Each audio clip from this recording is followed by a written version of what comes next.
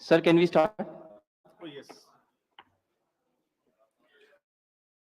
A very good afternoon, all of you. I welcome you all to this press conference by the Election Commission of India to announce the schedule for the state assembly elections in Maharashtra and Jharkhand. We have with us on the dais Honorable Chief Election Commissioner Shri Rajiv Kumar ji, Honorable Election Commissioners Shri Ganesh Kumar ji and Dr. Sukhbir Singh Sandhu ji. We also have with us on dais Senior Deputy Election Commissioners and Deputy Election Commissioners of the Election Commission of India. I am Anuj Chandak, Joint Director Media for the Election Commission. The format of the press conference will be as follows. There will be a brief address by the Honorable CEC along with a very informative presentation. The copy of presentation will be shared with you along with the press note and all of the details after the press conference conclude. After the address by Honorable CEC, we will be having a question and answer session. I would request all of you to kindly raise your hand and the mic will come to you. Kindly introduce yourself, your name and organization and ask your question. Thank you so much. Now I would request Honorable CEC to kindly address the media. माननीय निर्वाचन आयोग Shri Ganesh Kumar ji on my right side, निर्वाचन आयोग doctor Sukhbir Singh ji Sandhu on my left, आयोग के वरिष्ठ अधिकारीगण और मीडिया के सभी फ्रेंड्स और इस प्रेस कॉन्फ्रेंस में जुड़े हुए सभी हमारे वोटर्स, आप सबका इस प्रेस वार्ता में स्वागत है. We welcome you all at this press conference, which is about the declaration of the schedule for the ensuing state assembly elections in Maharashtra and Jharkhand. Friends, मैं इस वार्ता को शुरू करने से पहले चुनाव आयोग की तरफ से और आपके माध्यम से सर्वप्रथम हरियाणा और जम्मू कश्मीर के सभी मतदाताओं को, वोटर्स को चुनाव में बहुत ही सशक्त दमदार पार्टिसिपेशन के लिए मुबारकबाद देना चाहता हूं, धन्यवाद करना चाहता हूं. जम्मू कश्मीर की आवाम ने जमहूरियत के जश्न को ऐतिहासिक बना दिया. भारी संख्या में पार्टिसिपेट कर अपने जमहूरी हक का शानदार उपयोग किया और जिसने लोकतंत्र की मजबूत नींव रखी है. दुनिया में सबसे बड़े लोकतंत्र के रूप में भारत हर चुनाव में गोल्ड स्टैंडर्ड्स तय कर रहा है, रिकॉर्ड बना रहा है. इन दोनों चुनावों में जो जज्बा दिखाया गया वो लंबे समय तक याद रहेगा. आप सबको वो पिक्चर्स, वो माहौल निश्चित रूप से याद रहेगा. जम्मू कश्मीर की आवाम ने जमहूरियत के जश्न में लोकसभा चुनावों में जो बुनियाद बनाई थी, उस पर एक बहुत ही सशक्त इमारत असेंबली इलेक्शंस में लिखी है और इस जनादेश ने नई आशाएं और उम्मीदों को संचार दिया है. Now it is over to the people of J&K to take this democratic journey forward. और हम एक नया गोल्ड स्टैंडर्ड और सेट कर रहे हैं. Just to remind you, just to recall, चुनाव घोषणा के समय ही हम अपना इरादा घोषित करने लगे. हम अपनी विल और इंटेंट को पहले बताते हैं और उसे पूरा करके दिखाते हैं. Just to take you down the memory lane, Lok Sabha के चुनाव के समय, हम अनाउंसमेंट के समय हमने वादा किया था कि हम 4M की चुनौतियों से निपटेंगे और हिंसा, पुनर्मतदान, धन और सोशल मीडिया के दुरुपयोग की अनुमति नहीं देंगे. और आप सब जानते हैं कि हमने वो करके दिखाया. भारत के चुनावों की गोल्ड स्टैंडर्ड्स की कड़ी में हम एक और नया अध्याय लिख रहे हैं. इसी को आगे बढ़ाते हुए J&K अनाउंसमेंट के समय अगर मैं आपको फिर से याद दिलाऊं कि चुनाव से पहले किस प्रकार की थ्रेट्स थी, आतंकी हमले बढ़ रहे थे. लोग, आप सब लोगों में से बहुत लोग ये भी पूछ रहे थे कि पता नहीं चुनाव आयोग J&K में चुनाव कराएगा कि नहीं कराएगा. और 16 अगस्त को जब चुनाव की घोषणा का समय था, तो इसी प्लेनरी हॉल में हमने अप फ्रंट और बोल्ड वादा किया था. और मुझे याद है मैंने कहा था कि जमहूरियत के जश्न में आपकी शिरकत दुनिया देखेगी नापाक इरादों की शिकस्त की कहानी. और वो कहानी आपने सबने देखी और वो कहानी पूरे वर्ल्ड ने देखी. चुनाव को इंड्यूसमेंट फ्री बनाया गया और जहां J&K में चुनाव कराने का विषय होता था, वहां सीजर्स में 130 करोड़ रुपए के सीजर्स हुए, which is 100 times more than 2014 elections. तो पहले ये बात भी नहीं होती थी कि सीजर्स भी करना है, इस पावर को रोकना भी है.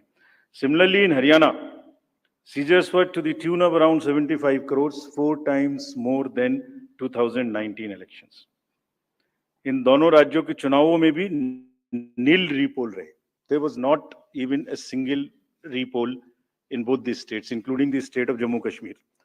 कोई वायलेंस नहीं हुई, zero violence, including the state of Jammu Kashmir. एक भी लाठी नहीं चली, एक भी गोली नहीं चली. आप सब इस बात के गवाह हैं. आपने देखे शिकस्त के नजारे. And let us give an ovation to the voters of Jammu Kashmir and Haryana. चुनाव दर चुनाव घटती हुई हिंसा, बढ़ती भागीदारी, रिकॉर्ड सीजर्स. मतदाता बिल्कुल स्पष्ट संदेश दे रहे हैं that they have full belief, they are very participate in the electoral process.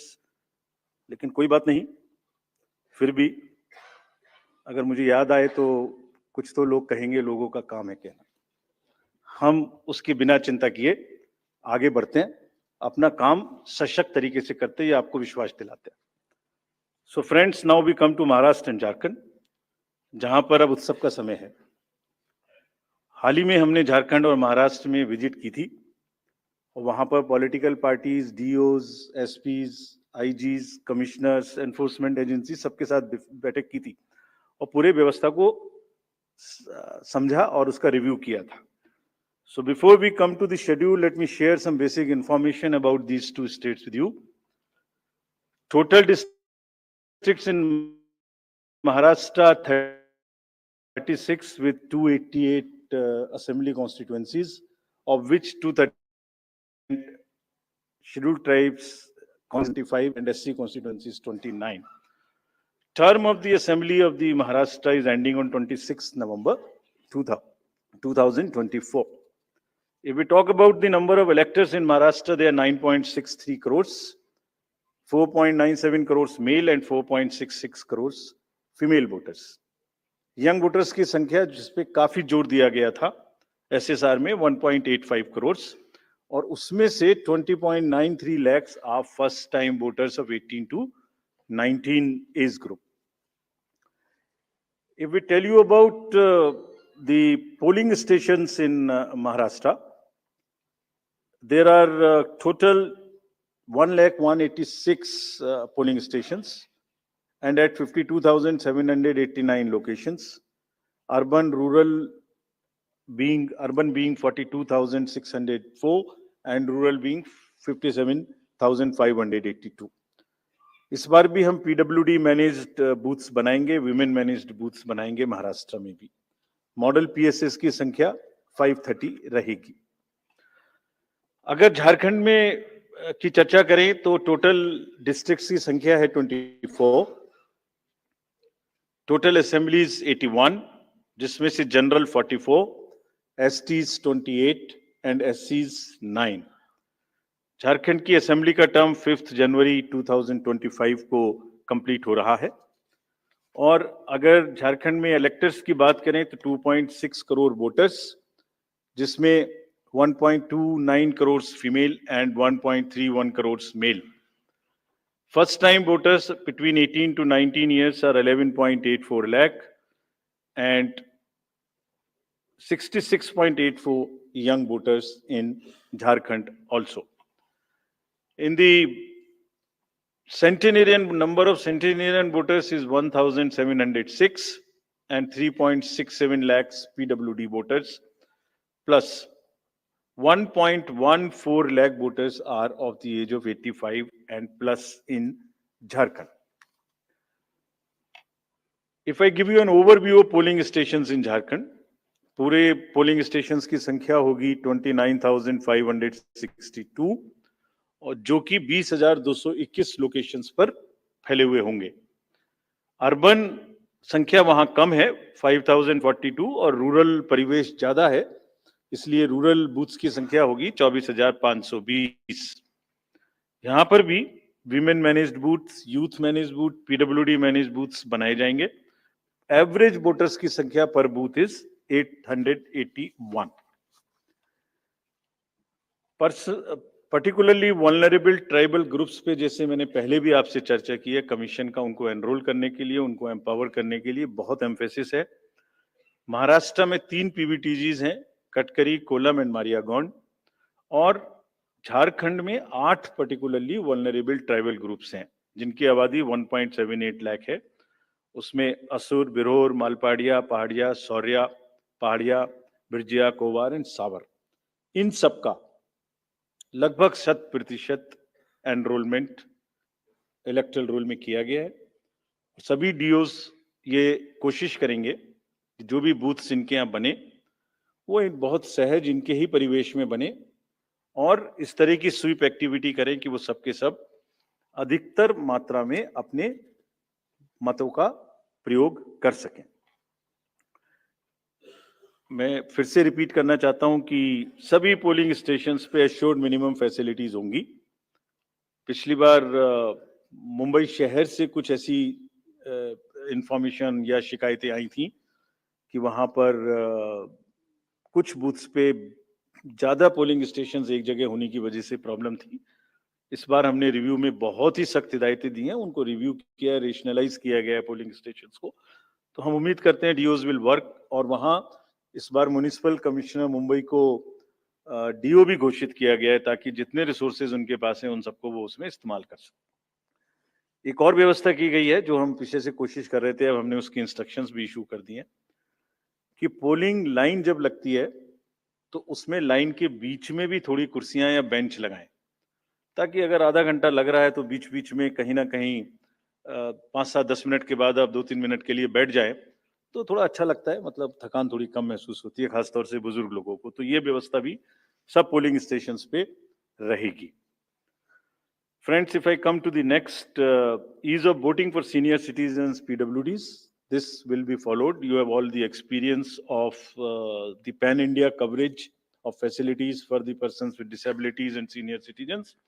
Her senior citizen जो 85 ईयर्स से ऊपर हैं उनको घर से वोट देने की सुविधा उपलब्ध रहेगी।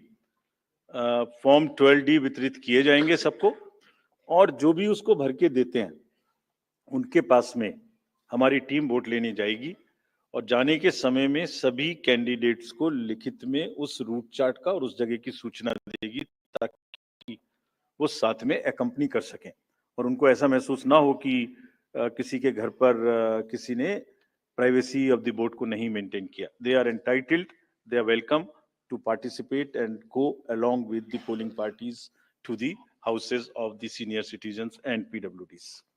और पूरी जो व्यवस्था है उसकी videography of course goes without saying will be done so that there is a foolproof record.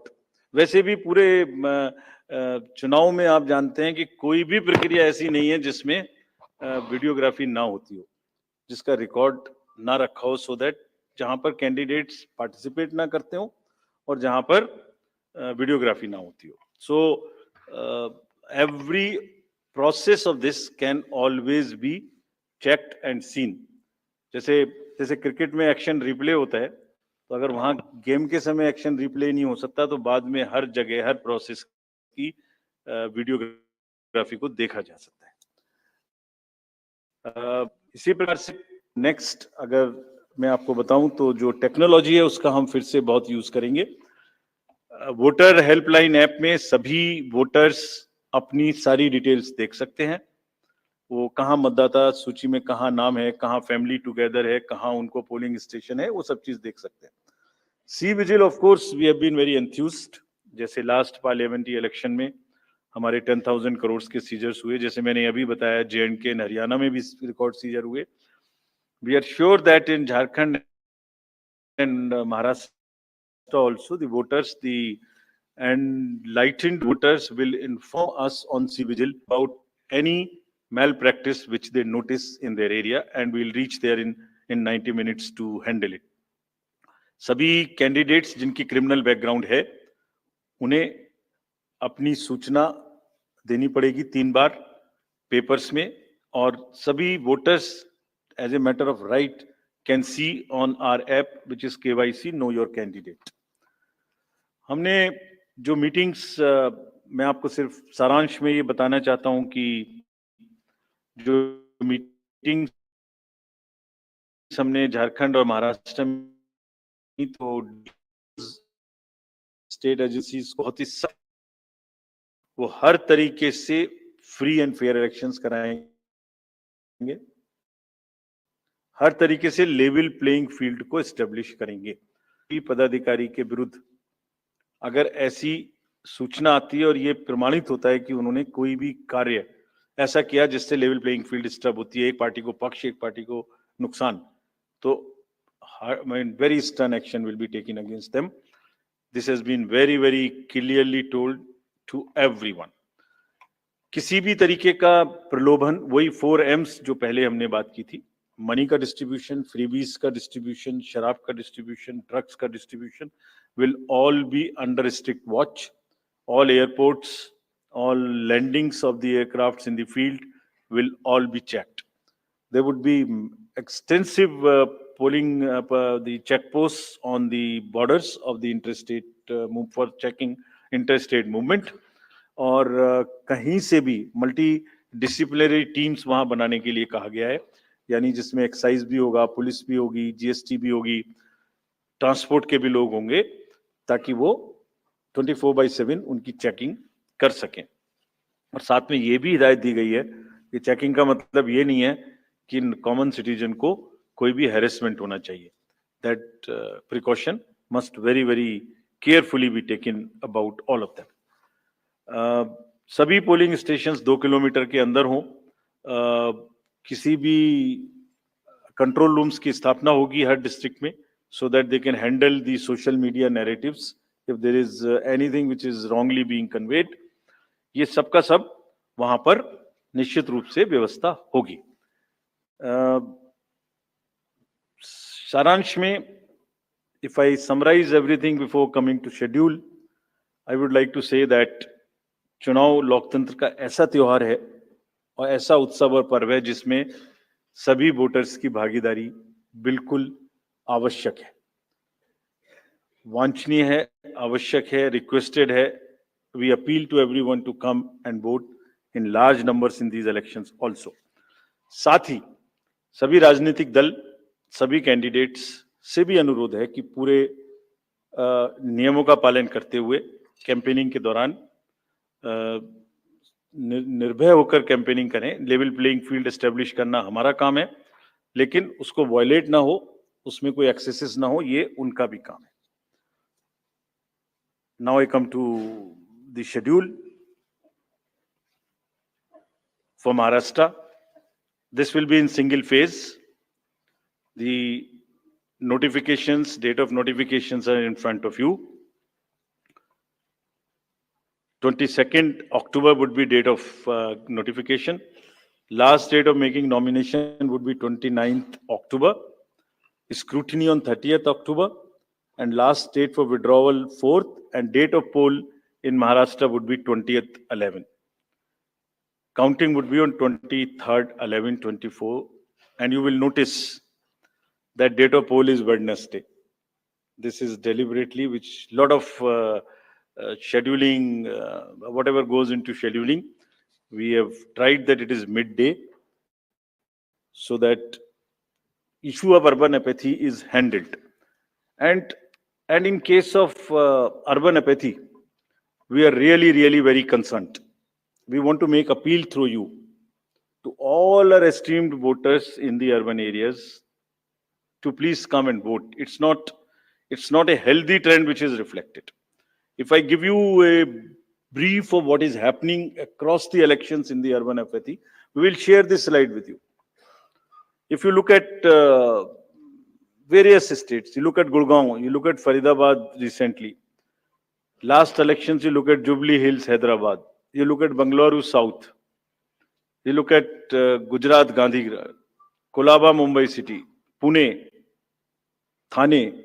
All are much below the state averages of each state. We will be conducting a special meeting of the municipal commissioners and DOs within a week's time to appeal again to do whatever we can do to motivate the voters in the urban areas, but the trends are really not good. If I show you the Lok Sabha, that was the Lok Sabha. If I show you legislative assemblies, see the lowest The Kolaba was just 40%. 62 of 64 urban ACs in Maharashtra were less than the state average in 2019. So was the case in the parliamentary elections 2024 also. And just to give you a contrast, if you compare, so what was the situation in Lok Sabha in Kalyan was 50%, Mumbai South 50, Mumbai North, Thane, Pune, Mumbai South, everything 53%. And these were the lowest 6 parliamentary constituencies out of the lowest 10. So that's the state of the urban apathy. We would be doing everything to counter it. Last time in 24 elections, we had all celebrities, all corporates, Amul, everyone involved. We'll do it again. And we'll also, at this point, emphasize that this contrasts with a very positive trend in the constituencies like Doda, 72%, Riyasi, 74%, Punch, 74%, Rajouri, 71%. If they can go 70 plus, Kolaba can also go 40 plus. In 24 Lok Sabha elections, Bastar was 68%, 69%. Gadchiroli, Manipur, states after state of areas. So we'll be requesting through you, we'll have a special drive this time for the slum areas in urban areas and also the colonies, all alike, to have a real urban push. I do not want to name a specific thing, but there are booths in Faridabad and Gurgaon in the recently held elections, and they are the poshest places where voting has been around 20%. So again, we will be doing a lot of work on this to do whatever we can do to attract the urban voters. Now, friends, coming to Jharkhand. Jharkhand एक बहुत ही समृद्ध state है, बहुत ही उसकी विरासत है, और वहां पर हम फिर से अपील करेंगे कि सब वोटर्स अधिक से अधिक मात्रा में वोट दें. Schedule would be like this. Jharkhand would be in 2 phases. The date of poll, first phase would be on 13th November, and the second phase would be along with Maharashtra on 20th November. So the date of issue of notification for Jharkhand phase 1 would be 18th, and for phase 2 would be 22nd, along with Maharashtra. Nominations for phase 1 would be till 25th of October, and for phase 2, 29th. This slide we will share with everyone. And date of poll would be 13th November and 20th November, both Wednesdays. And date of counting would be 23rd 11, that is Saturday. With this, we end our presentation with the request that through you, that all the voters of Jharkhand and Maharashtra, कृपया बाहर आइए, कृपया vote करिए. लोकतंत्र के उत्सव में आपकी भागीदारी कि हम बहुत ही रिक्वेस्ट करते हैं, अपील करते हैं आपसे. Thank you very much. So bye. So we will come. Okay. Sorry. By-elections also. By-elections. We have 48 ACs and 2 PCs in 15 states. They will also undergo the elections this time. All the 48 ACs and 2 PCs, the schedule would be like this. All the except 1 AC and 1 PC. There, because of the festivities in some region, all 47 ACs and 1 PC of Kerala would undergo the election along with the phase 1 of Jharkhand. The same schedule. 13th November would be date of poll. And only for 2 ACs, one for assembly and one for parliament. That is Kedarnath in Uttarakhand, because on 12th there is gazetted holiday and dispersal of the parties takes place on that day. Therefore, it is on on 20th, and similarly for Maharashtra, except that everything would be on the during first phase. Thank you very much. Thank you. Thank you, sir, for the very comprehensive